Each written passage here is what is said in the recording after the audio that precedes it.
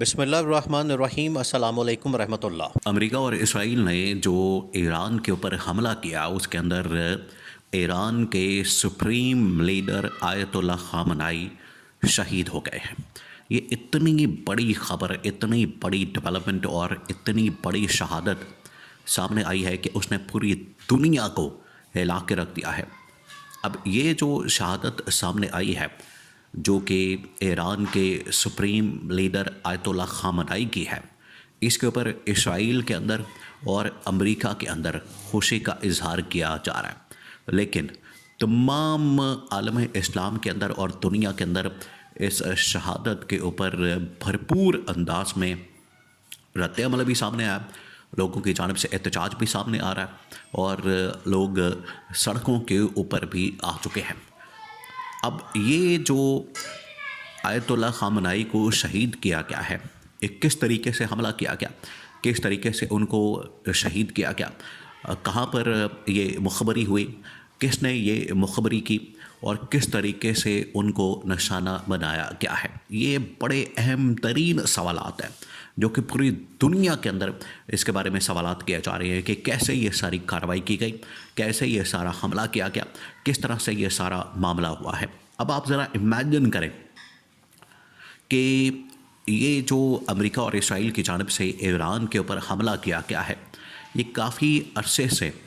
تقریباً کوئی پچھلے 3 سے 4 ہفتوں سے 5 ہفتوں سے 6 ہفتوں سے یہ خدشات تھے، خطرات تھے کہ امریکہ اسرائیل کسی وقت بھی ایران کے اوپر حملہ کر سکتے ہیں۔ حالانکہ ان کے درمیان بات چیت بھی ہوئی، ان کے درمیان ڈائلاگ بھی ہوا، ان کے درمیان ٹیبل ٹاک بھی ہوئی، جنیوا کے اندر ایک راؤنڈ ہو رہا تھا، اس کے بعد اگلا راؤنڈ ویانا کے اندر ہونا تھا،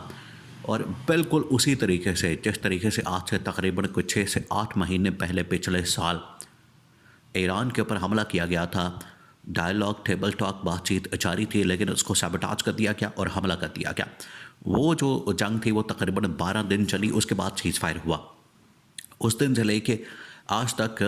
مذاکرات ہو رہے تھے، لیکن آخرکار یہ مذاکرات سیبوٹاج کر دیے گئے اور ایران کے اوپر حملہ کر دیا گیا۔ اب امریکہ اور ایران براہ راست، امریکہ، اسرائیل اور ایران براہ راست آمنے سامنے آ چکے ہیں، کیونکہ اتنی بڑی شہادت کے بعد اب ایران بدلہ لیے بغیر رہنے والا نہیں ہے۔ اب سوال سب سے بڑا یہ، ذرا آپ امیجن کریں کہ اتنے بڑے لیڈر کو کس طرح سے ان لوگوں نے شہید کیا ہے، کس طرح سے ان لوگوں نے ٹارگٹ کیا ہے۔ ہوا یہ ہے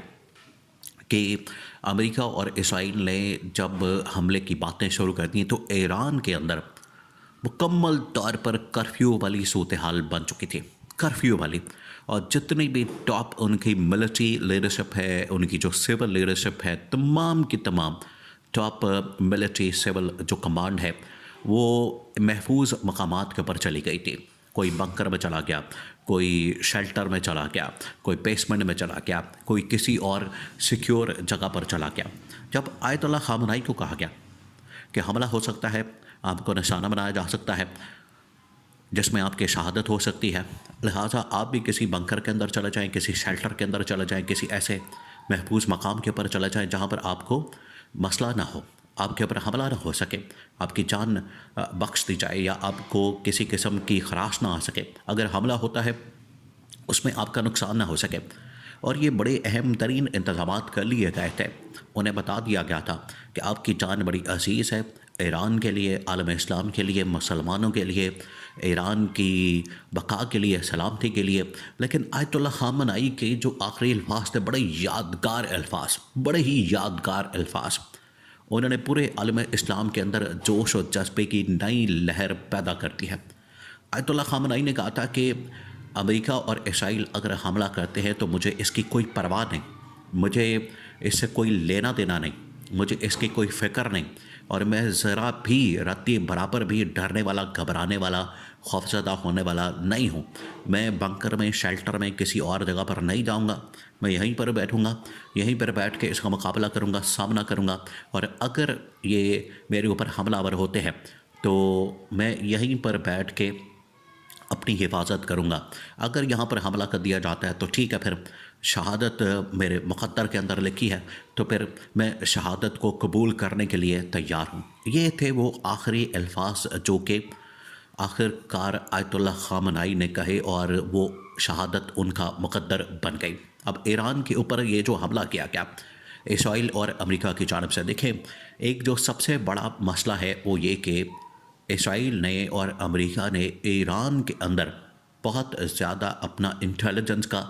نیٹ ورک بڑھا دیا ہے۔ اپنی جگہ موجود ہے، ان کی شہادت ہو گئی، بنکر میں جانے سے انہوں نے انکار کر دیا، ایسی جگہ پر ٹھہرے جہاں پر بڑی آسانی کے ساتھ ان کو ٹارگٹ کیا جا سکتا ہے، وہ ٹارگٹ لاک کیا، امریکہ نے اسرائیل نے حملہ کر کے ان کو شہید کر دیا۔ اب معاملہ یہ ہے کہ یہ انفارمیشن کس طرح سے لیک ہوئی،